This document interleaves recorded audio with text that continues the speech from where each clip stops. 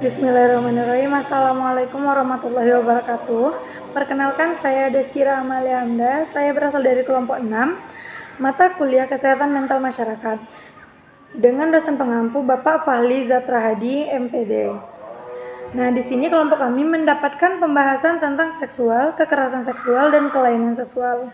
Dan di sini saya akan menjelaskan tentang apa sih itu seksual. Baik, seksualitas adalah emosi dan sikap berkaitan dengan perilaku dan orientasi seksual. Respon seksual adalah suatu proses psikosomatik. Adanya hasrat seksual dipengaruhi oleh faktor biologis, harga diri yang adekuat, kemampuan menerima seseorang sebagai makhluk seksual, pengalaman yang baik mengenai seksual, keberadaan pasangan yang sesuai. Penggolongan perilaku normal dan abnormal dipengaruhi oleh faktor sosiokultural. Perilaku seksual dapat dianggap abnormal jika hal tersebut bersifat self-editing,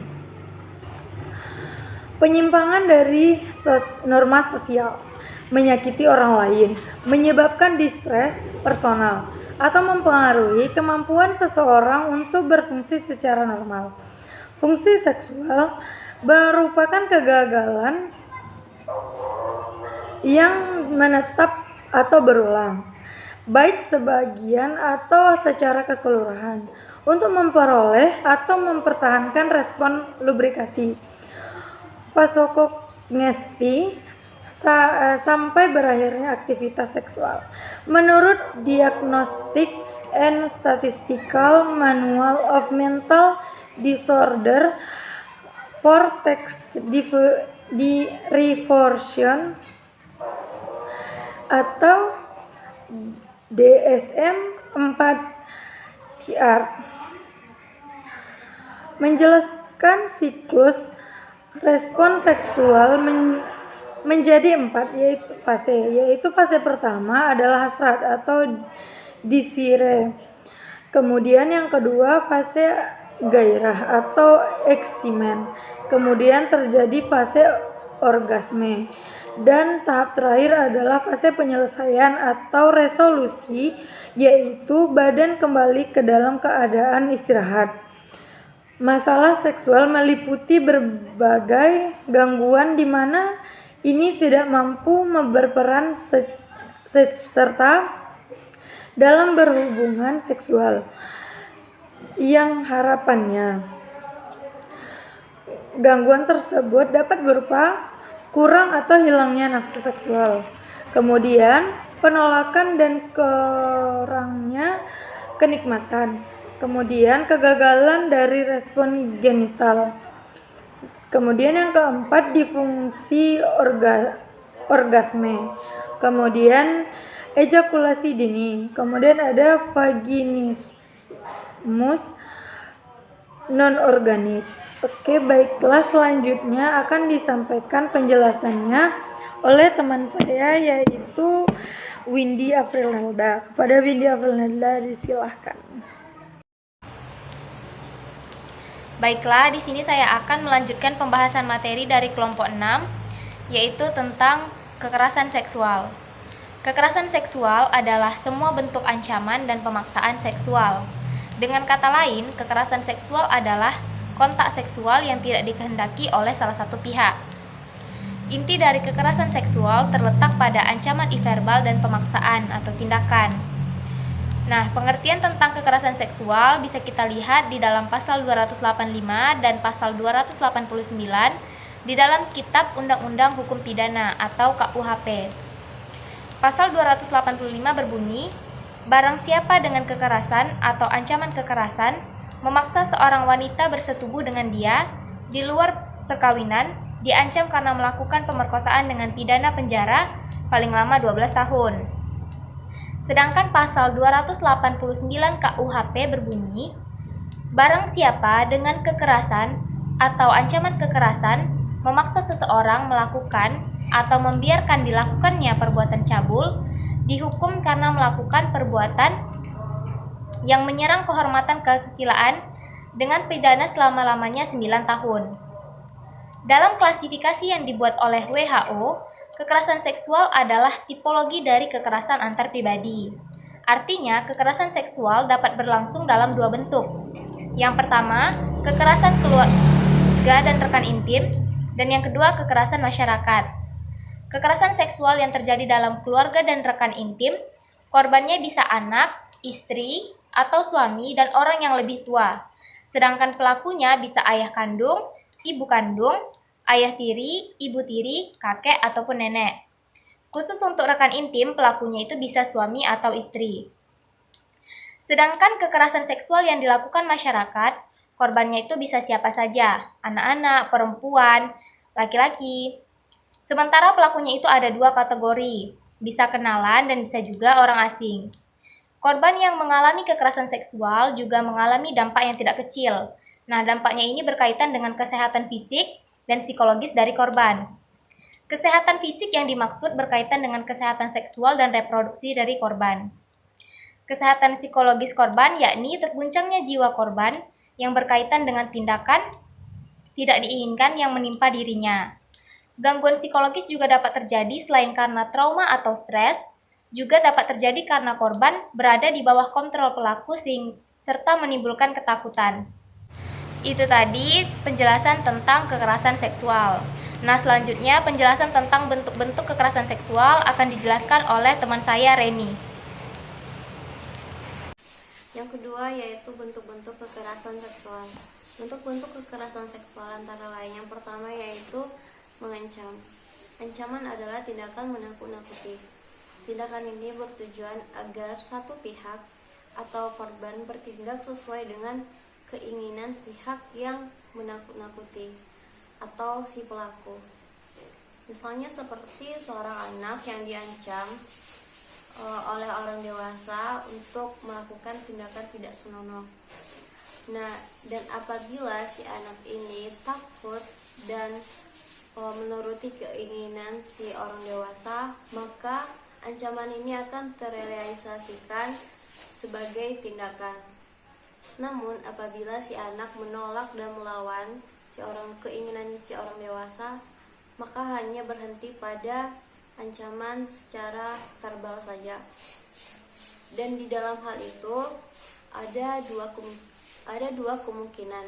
Yang pertama yaitu si orang dewasa akan berpikir ulang dan berhenti dan tidak melanjutkan ke tindakan yang lebih jauh. Kedua yaitu si orang dewasa akan bertindak lebih jauh lagi yang bisa kita sebut dalam bentuk pemaksaan. Yang kedua yaitu memaksa. Memaksa artinya perintah yang diberikan satu pihak atau bisa kita sebut sebagai pelaku agar si korban mau melakukan atau menuruti perintah yang diberikan oleh si pelaku ini. Dalam hal ini, si korban mau tidak mau harus melakukan apa yang diucapkan atau apa yang diinginkan oleh si pelaku. Pemaksaan ini ada dua, yaitu pemaksaan secara verbal dan tindakan. Pemaksaan secara verbal yaitu pemaksaan secara pikiran atau pendapat. Kemudian pemaksaan secara tindakannya itu dengan menyentuh organ sensitif si korban. Dan yang ketiga yaitu pelecehan seksual. Pelecehan berasal dari kata leceh yang artinya peremehan atau penghinaan. Menurut Komnas Perempuan, pelecehan seksual yang termasuk pelecehan seksual yaitu antara lain ucapan yang bernuansa seksual, ciulan, main mata, colekan atau sentuhan yang membuat tidak nyaman, kemudian merasa direndahkan martabatnya, dan lain-lain. Yang keempat yaitu pemerkosaan. Pemerkosaan adalah melakukan hubungan badan. Dalam hal ini pemerkosaan sama dengan kandungannya dengan pemaksaan. Namun yang membedakannya yaitu memaksa bisa saja tidak dalam bentuk berhubungan badan. Nah, sedangkan pemerkosaan itu yaitu melakukan hubungan antara wanita dengan laki-laki, baik ataupun mau dengan anak-anak. Yang terakhir yaitu eksploitasi seksual. Eksploitasi artinya tindakan dengan atau tanpa persetujuan korban yang meliputi pelacuran, kerja atau pelayanan paksa, perbudakan, pemanfaatan organ fisik atau seksual. Eksploitasi seksual adalah segala bentuk pemanfaatan organ seksual atau organ lainnya dari tubuh si korban untuk mendapatkan keuntungan. Saya akan melanjutkan pembahasan dari kelompok 6 dengan materi kelainan seksual. Nah, jadi kelainan seksual itu adalah aktivitas seksual yang ditempuh seseorang untuk mendapatkan kenikmatan seksual dengan tidak sewajarnya. Penyebab terjadinya kelainan seksual ini bersifat psikologis atau kejiwaan, seperti pengalaman sewaktu kecil, lingkungan pergaulan, dan faktor genetik. Kelainan seksual itu terjadi pada batin atau kejiwaan seseorang. Walaupun apabila dilihat dari segi fisik, para penderita kelainan seksual batin ini tampak sehat, tampak seperti orang yang normal pada umumnya. Akan tetapi itu tadi keadaan psikis mereka yang terganggu sehingga dapat memicu mereka melakukan penyimpangan seksual. Nah, penyimpangan seksual kadang dengan ketidaksewajaran seksual, yaitu perilaku-perilaku seksual atau fantasi-fantasi seksual yang diarahkan pada pencapaian orgasme lewat relasi di luar hubungan kelamin heteroseksual dengan jenis kelamin yang sama atau dengan partner yang belum dewasa. Nah, selanjutnya saya akan membahas 4 jenis penyimpangan seksual. Yang pertama itu ada menyimpang karena partnernya. Hubungan seksual seperti yang kita ketahui seharusnya dilakukan oleh pasangan suami istri yang sudah sah. Akan tetapi tidak jarang kita jumpai manusia melakukan hubungan seks dengan orang yang belum menjadi suami atau istrinya.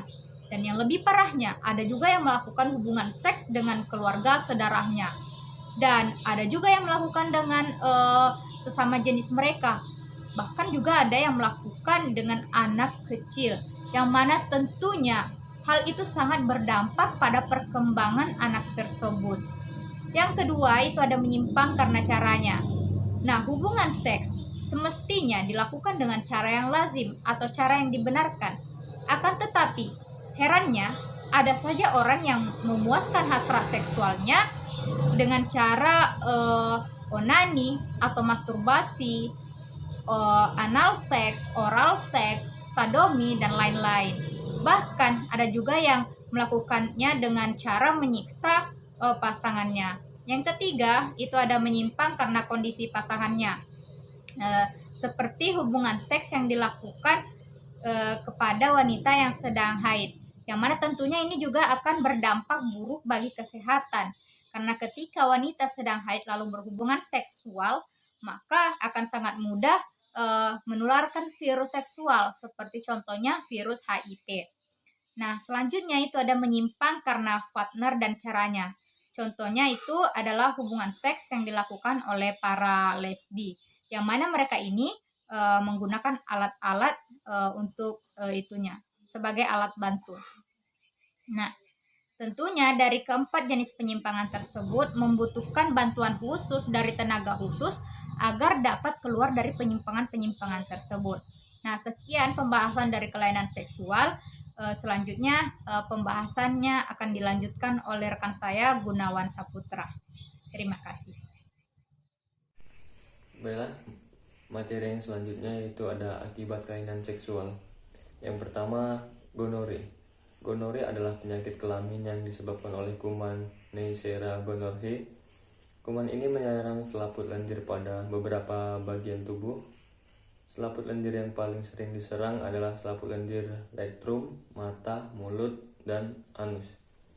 Kejangkitan gonorrhoeae yang paling tinggi terdapat pada saluran kandung kemih, yang dalam istilah kedokteran disebut uretris. Gejala penyakit ini salah satunya adalah berwarna kuning pada alat kelamin, juga rasa nyeri pada panas. Serangan pada saluran kelamin pria bisa lebih hebat pengaruhnya karena panjang dan banyaknya kelenjar sepanjang saluran. Jika terjadi pada wanita dapat menjalar ke leher rahim itu sendiri dan organ reproduksi lainnya. Penyakit ini pada umumnya ditularkan melalui hubungan seks. Selain itu, penyakit ini juga dapat menular kepada bayi yang dikandung oleh wanita hamil yang mengidap penyakit gonore. Sama dengan STIS, gonore juga dapat mengakibatkan cacat bawaan.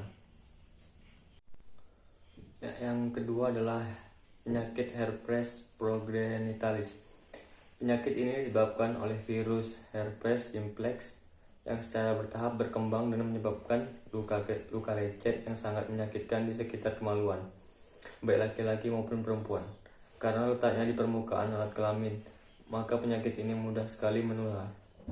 Gejala yang timbul berupa rasa gelenjar, rasa digigit-gigit, dan gatal selama 2-15 hari.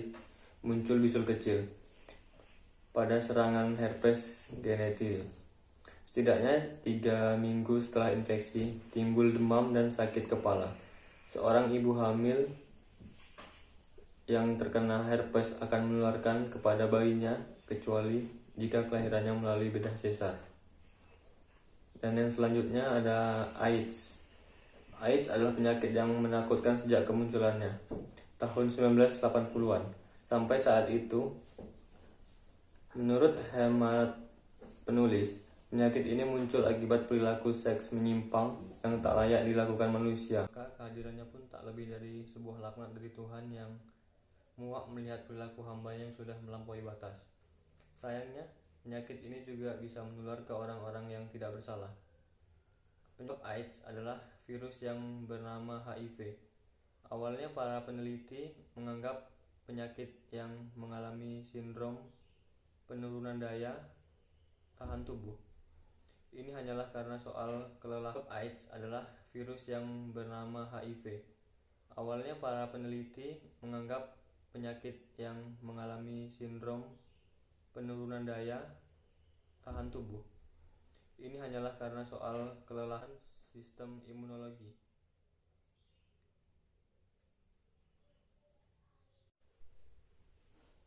Kemunculan pertama AIDS mulai dirasakan sekitar tahun baru pada tahun 1983. Dr. Luc Montreiger dari lembaga penelitian menggunakan tentang adanya satu virus maut. Adapun penularan virus HIV ini melalui berbagai cara, yaitu hubungan seksual, transfusi darah, dan alat-alat medis, ibu hamil, dan cairan tubuh.